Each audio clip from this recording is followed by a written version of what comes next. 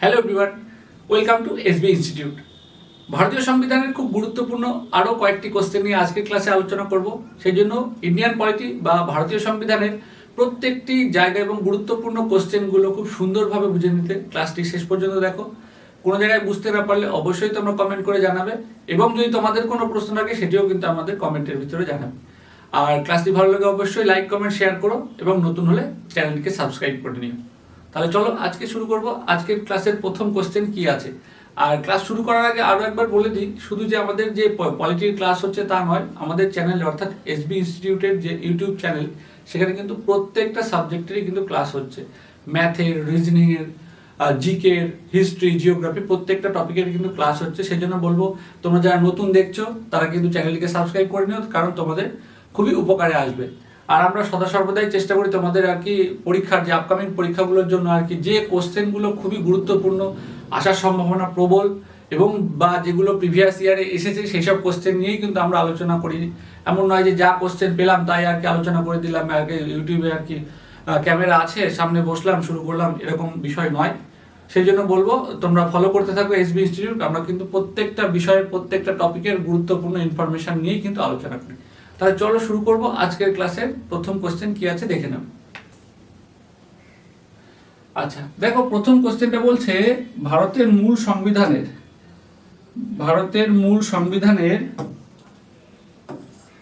সংবিধান কথাটা কার হস্ত দ্বারা লিখিত। দেখো এই যে সংবিধান, মূল সংবিধান এবং বর্তমান সংবিধান, এই বিষয়টা কিন্তু বুঝতে হবে। অর্থাৎ 1950 সালের 26শে জানুয়ারি যে সংবিধান আমাদের কার্যকর হয়েছিল, সেই যে সংবিধানটা সেটাই কিন্তু মূল সংবিধান। তারপরে যে সংশোধনীগুলো এসেছিল সেগুলো আর কি বর্তমান সংবিধান হিসেবে ধরা হয় আর কি, ঠিক আছে। মানে সেখান থেকে আর কি বর্তমানে তো অনেক সংবিধানগুলো আর কি সংশোধন হয়েছে, অনেকবার সংশোধন হয়েছে।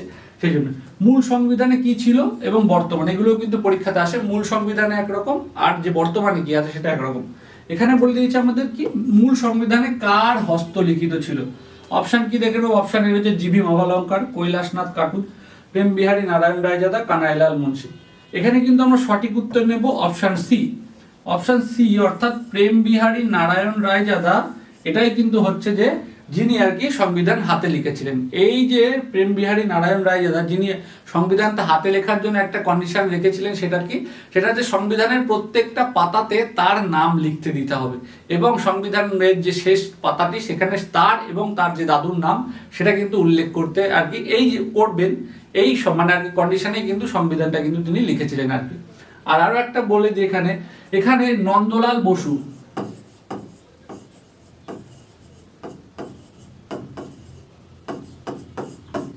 শান্তিনিকেতনের একজন বিশিষ্ট শিল্পী, যিনি কিনা যে সংবিধানের যে নকশাটা আর কি, ঠিক আছে, যে প্রতিটা পাতার যে নকশা, ঠিক আছে, আমি তো নকশা করছি না, জাস্ট আর কি বললাম, এরকম যে নকশাটা যেটা আর কি দেখতে পাচ্ছ ঠিক এরকম প্যাটার্নে, সেটা কিন্তু এই যে নন্দলাল বসু, শান্তিনিকেতনের একজন বিশিষ্ট শিল্পী, যার হাতে আর কি আঁকা।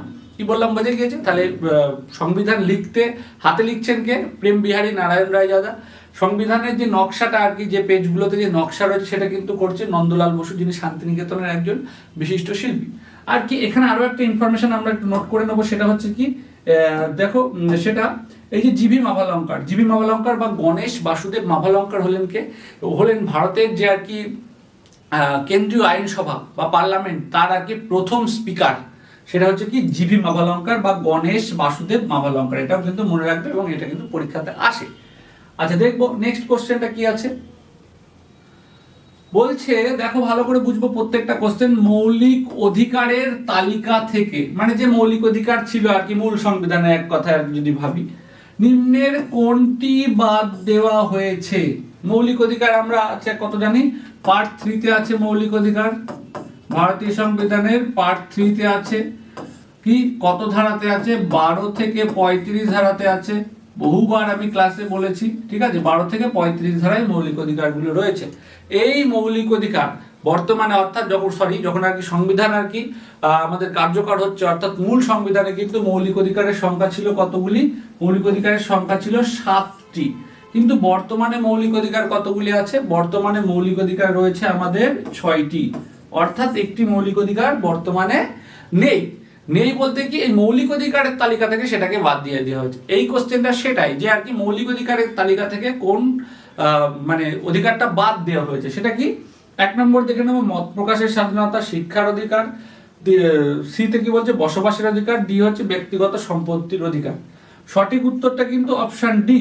সঠিক উত্তর কি? অপশন ডি, যেটা আমি বক্স করে দিচ্ছি সেটা। কারণ এই যে সম্পত্তির অধিকার, যেটা কিন্তু 31 ধারায় ছিল, এই সম্পত্তির অধিকার কত ধারায় ছিল? 31 ধারাতে কিন্তু ছিল। 31 ধারাতে সম্পত্তির অধিকার ছিল, কিন্তু বর্তমানে সেটা কিন্তু আর নেই। বর্তমানে সেটা নেই মানে আর কি মৌলিক অধিকারের তালিকায় নেই। মৌলিক অধিকারের যে আইনি স্বীকৃতি কি কোশ্চেন আসে, মৌলিক অধিকারের আইনি স্বীকৃতি হচ্ছে আইন দ্বারা বলবৎযোগ্য আর কি।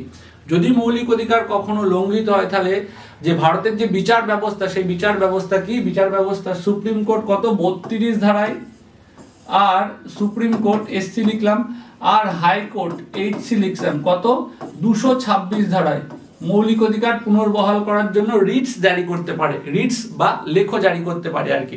বুঝে গেছে?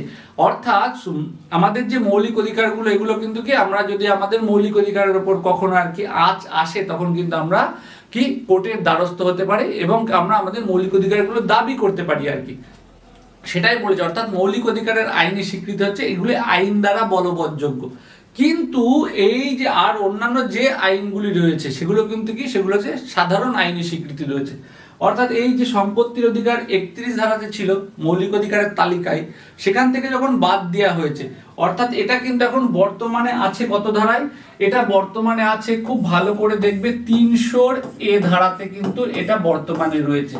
আর এই 300 এ ধারার বর্তমান আইনি স্বীকৃতি কি একটা সাধারণ আইনের যেমন স্বীকৃতি সেরকম, অর্থাৎ আইন দ্বারা এটা বলবৎযোগ্য নয় আর কি। তোমার প্রয়োজন হলে কি আমার সম্পত্তির অধিকার দিতে হবে এরকম ব্যাপার কিন্তু নয় আর কি, যে আমার সম্পত্তি দিতে হবে আর কি, এরকম বিষয়টা কিন্তু নেই। কি বললাম বুঝে গেছে? তাহলে দেখো এই যে 300 এ ধারাতে বর্তমানে রয়েছে, যেটা মৌলিক অধিকারের তালিকায় 31 ধারাতে ছিল। এগোবো। ভারত সরকারের যাবতীয় ক্ষমতার উৎস কি? ভারত সরকারের যাবতীয় ক্ষমতার উৎস কি? অপশনগুলো দেখে নাও। এতে বলছে সরকার, বি জনগণ, সি সংবিধান, আর ডি আইনসভা। খুব ভালো করে যদি দেখি তাহলে কিন্তু ভারত সরকারের যাবতীয় ক্ষমতার উৎস যদি আমরা দেখি তাহলে কিন্তু কি সঠিক উত্তরটা কিন্তু আমরা নেব কি? সঠিক উত্তর হচ্ছে সংবিধান।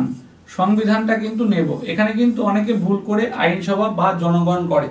জনগণ বা আইনসভা কিন্তু হবে না। ভারত সরকারের যাবতীয় ক্ষমতার উৎস কিন্তু সংবিধান। এমন নয় যে যারা সরকার মানে আর কি সরকারের দায়িত্বে রয়েছে, অর্থাৎ যারা সরকার পরিচালনা করছে তারা প্রত্যেকেই মানুষ, তারা এমন নয় তাদের কোনো বাড়ি থেকে আর কি তারা কিছু পরিমাণ ক্ষমতা আর কি নিয়ে এসেছে, এরকম বিষয় নয়। বা কারোর আর কি যা মনে হলো সেটাই আর কি সেরকম ইচ্ছা মতো পরিচালনা করবে এমনও নয়। এই সমস্ত কিছুর জন্য কিন্তু আমাদের আর কি যে স্বাধীন ভারত স্বাধীন হওয়ার পর কিন্তু আর কি স্বাধীন হওয়ার প্রাককাল থেকে কিন্তু কি করেছিল, যে পূর্ব থেকেই যে তারা কিন্তু ভারতের জন্য একটা আইনের বই তৈরি করার প্রয়াস করেছিল, যার জন্য তারা গণপরিষদের দাবি করেছিল এবং গণপরিষদ গঠিত হয়েছিল। তারপরে কিন্তু তারা সংবিধান রচনা করেছিল। সেই সংবিধানই হচ্ছে ভারত সরকারের যাবতীয় ক্ষমতার উৎস। সঠিক উত্তরটা কিন্তু আমরা নেব অপশন সি, অর্থাৎ ভারতীয় সংবিধান। পরের কোশ্চেনটাতে দেখব বর্তমানে কি বলছে, ভালো করে দেখো। বর্তমানে সংবিধানে কটি স্বীকৃত ভাষা রয়েছে? দেখো এখানটায় আমার কিন্তু দেখতে হবে বর্তমান। আমি ফার্স্ট কোশ্চেনটাতে তোমাদেরকে বললাম যে আর কি সবসময় আমাদের দেখে নিতে হবে যে বর্তমান সংবিধান বলছে না মূল সংবিধান বলছে আর কি, সেটা কিন্তু খেয়াল রাখতে হবে। প্রত্যেক পরীক্ষার হলে কিন্তু যখন থাকবে তখন কিন্তু মাথায় একটা টেনশন কাজ করবে। ওই টেনশনের মধ্যেও কিন্তু তোমাকে কোশ্চেনের ভিতরে প্রত্যেকটা ভাষা কোন জায়গায় একটুখানি ভাষার মার প্যাচ আছে সেটা কিন্তু তোমাকে বুঝেই উত্তর করতে হবে, তবে কিন্তু একদম পুঙ্খানুপুঙ্খভাবে সঠিকভাবে তুমি উত্তর করতে পারবে। কি বললাম বুঝে গেছে?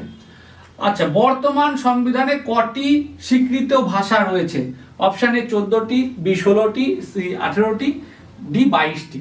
সঠিক উত্তর অপশন ডি, অর্থাৎ 22টি। বর্তমানে ভারতীয় সংবিধানে কতগুলি ভাষা রয়েছে? 22টি ভাষা রয়েছে। যদি আমরা দেখি এটা মূল সংবিধান দেখি, মূল সংবিধানে কতগুলি ভাষা ছিল? মূল সংবিধানে কিন্তু 14টি ভাষা স্বীকৃত ছিল, যেটা কততে রয়েছে না অপশন এ তে। সঠিক উত্তর কিন্তু অপশন ডি, অর্থাৎ বর্তমান সংবিধানে 22টি ভাষা স্বীকৃত রয়েছে। এগোলাম। আচ্ছা, পরের কোশ্চেনটা কি বলছে, সংবিধানের 10ম তফসিলে নিম্নের কোনটি উল্লেখ করা আছে? কি বলছে? ভাষা রয়েছে, তারপরে অপশন বি ভূমি সংস্কার রয়েছে, অপশন সি দলত্যাগ বিরোধী আইন রয়েছে, অপশন ডি রাজ্যসভার আসন বিন্যাস রয়েছে। সঠিক উত্তর কিন্তু হবে কি আসন দল ত্যাগ বিরোধী আইন। এটা কিন্তু বহুবার পরীক্ষাতে এসেছে এই দল ত্যাগ বিরোধী আইনের ব্যাপারটা, যে না দশম তপশিলে রয়েছে ভারতের দল ত্যাগ বিরোধী আইন, যেটা রয়েছে ভারতের সংবিধানের দশম তপশিলে। খুব গুরুত্বপূর্ণ এবং প্রত্যেকটা জায়গায় কিন্তু মনে রাখার মতো, কারণ প্রতিটা কোশ্চেনই কিন্তু গুরুত্বপূর্ণ এবং এই কোশ্চেনগুলো কোনো না কোনো পরীক্ষাতে অলরেডি এসে গেছে। গণপরিষদের সর্বশেষ অধিবেশন কবে হয়? গণপরিষদ কি জন্য গঠিত হয়েছিল? গণপরিষদ গঠিত হয়েছিল ভারতীয়দের জন্য আর কি একটা সংবিধান তৈরি করার জন্য, একটা আইনের বই তৈরি করার জন্য। অর্থাৎ যে তৎকালীন যে ভারতীয় যে রাজনৈতিক নেতৃত্ববৃন্দরা ছিল তারা কিন্তু বুঝতে পেরেছিল ভারতীয়দের জন্য স্বাধীনতা অবশ্যম্ভাবী, মানে আর কি স্বাধীনতা আসতে চলেছে। এমতো পরিস্থিতিতে ব্রিটিশ সরকার যে দূরভিসন্ধি করেছিল সেই দূরভিসন্ধির চোখে ফাঁকি দেওয়া আর কি, যেটা কিন্তু এইখানেই কিন্তু ভারতীয়রা বুদ্ধিমত্তার কাজ করেছিল আর কি অত্যন্ত। এ নিয়ে হয়তো এখন অনেক বড় বড় ইউটিউবাররা আছে এবং বড় বড় শিক্ষিত জ্ঞানী ব্যক্তিরা আছে, আমি তাদের নিয়ে কিছু বলছি না, কারণ তারা বিভিন্নভাবে এখন এগুলোকে আর কি সমালোচনা করা আর কি শুরু করে দিয়েছে আর কি। বিষয়টা কি হয়েছে, এই নেহেরু খারাপ, এই আম্বেদকর খারাপ, এই গান্ধী খারাপ, এই নিয়ে বিভিন্ন রকম তাদের বিভিন্ন অ্যাসপেক্ট থেকে তারা কিন্তু তাদের আর কি মস্তিষ্ক প্রসূত ভাবধারা দিয়ে তাদের কিন্তু আর কি সমালোচিত করে থাকে আর কি। কি বললাম বুঝে গেছে? তবে সেসব সমালোচনায় আমি যাচ্ছি না, কিন্তু তারা তৎকালীন পরিস্থিতিতে কিন্তু বুঝতে পেরেছিল যে ভারত একটা পরাধীন দেশ। এই পরাধীন দেশ যদি ক্ষমতা হস্তান্তরিত হয়ও, অর্থাৎ স্বাধীনতা পায়ও, তাহলে কিন্তু তারা খুব সুষ্ঠুভাবে দেশ পরিচালনা করতে পারবে না হুট করে। সেই জন্য তারা আগে থেকেই বুঝে নিয়েছিল যে আমাদের একটা সংবিধানের বইয়ের প্রয়োজন। আর সেই সংবিধান কারা তৈরি করবে? সেই সংবিধান ভারতীয়রাই তৈরি করবে। এমন নয় যে ব্রিটিশদের তৈরি আইন অনুযায়ী আর কি স্বাধীন ভারত চলবে। সেই কারণে তারা কিন্তু গণপরিষদ গঠন করতে চেয়েছিল। যে গণপরিষদের কাজ কি হবে? যে গণপরিষদ ভারতীয়দের জন্য একটা কি করবে? সংবিধান তৈরি করবে, ভারতীয়দের জন্য একটা আইনের বই তৈরি করবে, আর যে আইন অনুযায়ী দেশ পরিচালিত হবে। কি বললাম বুঝে গিয়েছে? এই গণপরিষদের আমাদের কোশ্চেন এখানে রয়েছে কি, এই গণপরিষদের শেষ অধিবেশন কতগুলি হচ্ছে? গণপরিষদের মোট 11খানা অধিবেশন হয়েছিল। এই অধিবেশনের মধ্যে সবচেয়ে গুরুত্বপূর্ণ অধিবেশন পঞ্চম অধিবেশনটা আমি তোমাদেরকে বলেছি। এখানটায় দেখো সঠিক উত্তরটা কি আছে, 1950 সালের যে 24 অপশনটা কি, 1947 সালের 24শে জানুয়ারি, 1948 সালের 24শে জানুয়ারি, 1949 সালের 24শে জানুয়ারি, 1950 সালের 24শে জানুয়ারি। সঠিক উত্তর আমাদের অপশন ডি, 1950 সালের 24শে জানুয়ারি কিন্তু কি হয়েছে, যেটা গণপরিষদের শেষ অধিবেশনটা কিন্তু হচ্ছে 1950 সালের 24শে জানুয়ারি। কি বললাম বুঝে গেছে বিষয়টা? অর্থাৎ 1950 সালের 26শে জানুয়ারি কি হচ্ছে, 26শে জানুয়ারিতেই কিন্তু আমাদের সংবিধান কার্যকর হচ্ছে। ঠিক আছে, 26শে জানুয়ারি 1950-এ আমাদের ভারতীয় সংবিধান কার্যকর হচ্ছে। অর্থাৎ তার ঠিক দুদিন আগেই কিন্তু হয়ে গিয়েছিল গণপরিষদের শেষ অধিবেশনটা। পরের কোশ্চেন দেখব। তারপরে দেখো বলছে প্রথম রাজ্যসভা কবে গঠিত হয়? প্রথম রাজ্যসভা অর্থাৎ কি? রাজ্যসভা অর্থাৎ কেন্দ্রীয় আইনসভার উচ্চ কক্ষ। রাজ্যসভা অর্থাৎ কেন্দ্রীয় আইনসভা বা পার্লামেন্ট। ঠিক আছে, কেন্দ্রীয় আইনসভা বা পার্লামেন্ট। পার্লামেন্টে কি একটা হচ্ছে নিম্নকক্ষ লোকসভা আর একটা হচ্ছে আরএস বা রাজ্যসভা উচ্চ কক্ষ। কি বললাম বুঝে গেছে? এই যে রাজ্যসভা কবে গঠিত হচ্ছে, অপশন দেখো, জানুয়ারি 1952, ফেব্রুয়ারি 1952, মার্চ 1952, এপ্রিল 1952। সঠিক উত্তরটা কি? সঠিক উত্তর হচ্ছে প্রথম রাজ্যসভা কিন্তু গঠিত হচ্ছে তোমার ফেব্রুয়ারি 1952 সালে। কি বললাম বুঝে গেছে? হ্যাঁ, ফেব্রুয়ারি 1952 সালে কিন্তু কি হচ্ছে, ফেব্রুয়ারি 1952 সালে হচ্ছে প্রথম রাজ্যসভা কিন্তু গঠিত হচ্ছে আর কি। কি বললাম বুঝে গেছে? আর রাজ্য প্রথম আর কি যদি আর কি দেখি আর কি অধিবেশনের কথা দেখি, তাহলে কিন্তু হচ্ছে যে কি না ভুল হচ্ছে, একদম ভুল হচ্ছে, ফেব্রুয়ারিতে না, এটা হচ্ছে এপ্রিল। অপশন ডি সঠিক উত্তর। আমি আবার রিপিট করছি, অপশনটা কিন্তু হবে অপশন ডি, এপ্রিল 1952 সালে কিন্তু রাজ্যসভা গঠিত হচ্ছে। এপ্রিল, কতই এপ্রিল না 3 এপ্রিল, 3 এপ্রিল কিন্তু গঠিত হচ্ছে রাজ্যসভা। আর প্রথম অধিবেশন, এই রাজ্যসভার প্রথম অধিবেশন কি, প্রথম অধিবেশন, রাজ্যসভার প্রথম অধিবেশন হচ্ছে কবে না 13 মে, 13th মে 1952 সাল। তাহলে আমি আবার রিপিট করছি, আমার অপশনটাতে একটু ভুল হয়েছিল, কারণ এটা হচ্ছে আবার বলছি প্রথম রাজ্যসভা কবে গঠিত হচ্ছে, রাজ্যসভা গঠিত হচ্ছে না 3রা এপ্রিল 1952 সালে, তেসরা এপ্রিল 1952 সালে রাজ্যসভা গঠিত হচ্ছে এবং প্রথম অধিবেশন হচ্ছে কত 13ই মে। খুব ভালো করে কিন্তু মনে রাখতে হবে, ভুল করবে না, ক্লিয়ার। তারপর একটা দেখো, সপ্তম পঞ্চবার্ষিকী পরিকল্পনা, সপ্তম পঞ্চবার্ষিকী পরিকল্পনার সময়কাল, যদিও এটা খুবই একটা জটিল একটা প্রশ্ন, ঠিক আছে, তবে তবুও এই কোশ্চেনটা কিন্তু দেয় মাঝে মধ্যে আর কি, ঠিক আছে।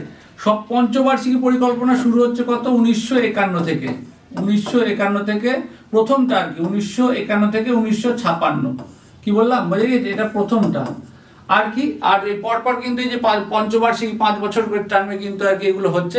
তবে আমাদের আরো একটা জিনিস মনে রাখতে হবে, এমন না যে পরপর 5 বছরেরই আর কি হয়ে যাচ্ছে, 5 বছর অন্তর অন্তর 1 2 3 4 এইভাবে না। যেমন তৃতীয় পঞ্চবার্ষিকী পরিকল্পনা 1966, 1966, এই 1966 পরে কিন্তু কি 3 বছর কিন্তু বন্ধ থাকে এই পঞ্চবার্ষিকী পরিকল্পনা, এটা কিন্তু আমাদের মনে রাখতে হবে আর কি, ঠিক আছে, যেটাকে আর কি অবকাশ বলা হয় আর কি। কত আর কি 1966 থেকে 1969 পর্যন্ত এই সময়কালটা কিন্তু কি হয় যে না তোমার হচ্ছে পঞ্চবার্ষিকী পরিকল্পনা কিন্তু বন্ধ ছিল আর কি 1966 থেকে 1969 পর্যন্ত, তৃতীয়। আর আমাদের এখানে যে সঠিক উত্তরটা হচ্ছে সেটা কিন্তু আমাদের অপশন দেখে নেবো আর কি। অপশন এ রয়েছে 1970 থেকে 75, 1975 থেকে 80, 1980 থেকে 85, 1985 থেকে 90। সঠিক উত্তর হচ্ছে আমাদের অপশন ডি, 1985 থেকে 90। এটা হচ্ছে যে সপ্তম পঞ্চবার্ষিকী পরিকল্পনা। কি বললাম বুঝে গেছে। আর পঞ্চবার্ষিকী পরিকল্পনা শুরু হচ্ছে কবে 1951 থেকে 56, প্রথম পঞ্চবার্ষিকী পরিকল্পনা। আর আরেকটা কি যে প্রথমে আর কি যে পঞ্চবার্ষিকী পরিকল্পনার অবকাশ বা আর কি বন্ধ থাকছে কত 1966 থেকে 1969 পর্যন্ত, এই 3 বছর, এটা কিন্তু মনে রাখবো আমরা। তারপরে নিম্নলিখিত কোন দেশটির কোনো লিখিত সংবিধান নেই, লিখিত সংবিধান নেই। আমরা দেখে নেব অপশন মার্কিন যুক্তরাষ্ট্র, ইংল্যান্ড, রাশিয়া, জার্মানি। একদম আমরা চোখ বুঝেই আমি উত্তরটা দিতে পারি আর কি। অপশনটা কি, অপশন বি, ইংল্যান্ড। ইংল্যান্ডের কিন্তু কোনো লিখিত সংবিধান নেই, ইংল্যান্ডের কোনো লিখিত সংবিধান নেই। আর কি মার্কিন যুক্তরাষ্ট্র, রাশিয়া, জার্মানি এদের কিন্তু প্রত্যেকেরই কিন্তু সংবিধান রয়েছে। আর কি আমাদের সঠিক উত্তর হচ্ছে, আমরা ভালো করে মনে রাখবো যে ইংল্যান্ডের কিন্তু কোনো লিখিত সংবিধান নেই আর কি, ঠিক আছে। সাধারণ প্রথা, রীতিনীতি ইত্যাদির উপর নির্ভর করেই কিন্তু আর কি ইংল্যান্ডের শাসন কার্য পরিচালিত হয়ে আসছে। তারপরে সিকিম সহযোগী রাজ্য হিসেবে রাজ্যের মর্যাদা পায় সংবিধানের কোন সংশোধনীতে বা কোন সংশোধনী। একদম এটা কিন্তু খুব গুরুত্বপূর্ণ কোশ্চেন, বহুবার পরীক্ষাতে আসে। সিকিম প্রথমে কিন্তু ভারতীয় ইউনিয়নে যুক্ত হতে চায়নি, ঠিক আছে, যেটা আর কি ভারতীয় দেশ ভাগের পরে ভারতীয় যে নেতৃত্ববৃন্দদের সামনে যে সমস্যায় পড়তে, নেতৃত্ববৃন্দদের সামনে যে সমস্যাটা এসেছিল সেটা হচ্ছে কি যে দেশীয় রাজ্যের অন্তর্ভুক্তি আর কি, ঠিক আছে, যে রাজ্যের আর কি ভারতীয় যে রাজ্যগুলো ছিল সেই রাজ্যগুলোর কি ভারতীয় ইউনিয়নে অন্তর্ভুক্তির যে সমস্যা, ঠিক আছে, এই যে দেশ ভাগজনিত যে সমস্যা হয়েছিল, ঠিক আছে, এই জায়গাটাতে কিন্তু আর কি সিকিম কিন্তু কি করেছিল, প্রথমেই ভারতীয় ইউনিয়নে যুক্ত হতে চায়নি। সিকিম 1974 সালে, এখানে দেখো অপশনের বোধহয় রয়েছে অপশন বি, আচ্ছা 1974 সালে কিন্তু সহযোগী রাজ্য হিসাবে কি করছিল, ভারতীয় ইউনিয়নে যুক্ত হচ্ছিল। এটা কত সালে, 35তম সংবিধান সংশোধনীর মাধ্যমে 1974 সালে সিকিম সহযোগী রাজ্য হিসেবে ভারতীয় ইউনিয়নে যুক্ত হচ্ছে। আর 1975 সালে কিন্তু সিকিম ভারতীয় ইউনিয়নে পূর্ণ রাজ্য হিসেবে সংযুক্ত হচ্ছে। 1975 সালে, এটা কিন্তু মনে রাখবে। যদি অর্ধরাজ্য বা সহরাজ্য বা সহযোগী রাজ্য হিসেবে বলে তাহলে কিন্তু মনে রাখবো 35তম সংবিধান সংশোধনী 1974-এ যুক্ত হচ্ছে। আর যদি বলে আর কি পূর্ণ রাজ্য হিসেবে কবে যুক্ত হচ্ছে, 1975 সালের 36তম সংবিধান সংশোধনীর মাধ্যমে কিন্তু সিকিম ভারতীয় ইউনিয়নে যুক্ত হচ্ছে। বলছি মৌলিক অধিকারের পরের কোশ্চেন দেখে নাও। মৌলিক অধিকারের ধারণা কোন দেশের সংবিধান থেকে গৃহীত হয়েছে? বহুবার বলেছি, বহুবার পড়িয়েছি। পার্ট 3-তে মৌলিক অধিকার রয়েছে, আমরা প্রত্যেকেই জানি পার্ট 3-তে মৌলিক অধিকার রয়েছে। কত ধারায়, 12 থেকে 35 ধারায় কতগুলি মৌলিক অধিকার আছে? বর্তমানে 6টি। সম্পত্তির অধিকার বাদ চলে গিয়েছে আর কি, যেটা রয়েছে 300A ধারাতে। কি বললাম বুঝে গেছে। আর এই মৌলিক অধিকারের ধারণা গৃহীত হচ্ছে কোথা থেকে না, অপশন দেখে নেব। অপশন এ আমেরিকা যুক্তরাষ্ট্র, ব্রিটেন, রাশিয়া, কানাডা। একদম আমেরিকা, সঠিক উত্তর নেব অপশন এ। আমেরিকা থেকে কিন্তু কি করা হয়েছে, মৌলিক অধিকারের ধারণা ভারতীয় সংবিধানে গৃহীত হয়েছে। তারপরে দেখব ভারতীয় সংবিধান রচনার উদ্দেশ্যে গঠিত গণপরিষদের প্রাথমিক সদস্য সংখ্যা কত ছিল? গণপরিষদ গঠিত হয়েছিল, সেই গণপরিষদের যে প্রাথমিক সদস্য সংখ্যা কত? অপশান এ 300, তারপর option B 305, option C 308, option D 389। সঠিক উত্তর হচ্ছে অপশান ডি 389 জন প্রাথমিক সদস্য ছিল। তাহলে এই প্রাথমিক সদস্য কথাটা কেন বললো ভালো করে দেখো, আমি প্রত্যেকটা জিনিস কোশ্চেন কিন্তু খুব সুন্দরভাবে বুঝতে হবে।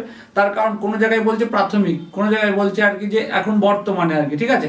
আবার মূল সংবিধান, আবার বর্তমান সংবিধান। কারণ প্রাথমিক কথাটা বলেছে মানে অর্থাৎ এই সদস্য সংখ্যা চেঞ্জেস হয়েছে।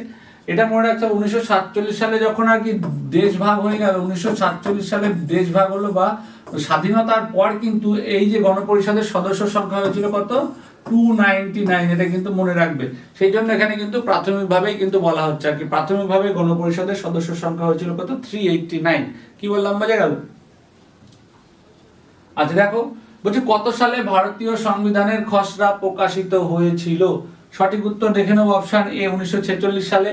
ঠিক আছে, 1946 সালটা গুরুত্বপূর্ণ, কারণ ক্যাবিনেট মিশন আসছে, যে ক্যাবিনেট মিশনের প্রস্তাবের মাধ্যমে আর কি, অর্থাৎ ব্রিটিশ সরকারের অনুমোদন নিয়ে আসছে যে হ্যাঁ ভারতীয়রা কি করুক, সংবিধান রচনা করুক বা গণপরিষদ গঠন করুক আর কি। 1947 সাল, 1948 সাল, 1950 সাল। কত সালে সংবিধানের খসড়া প্রকাশিত হচ্ছে?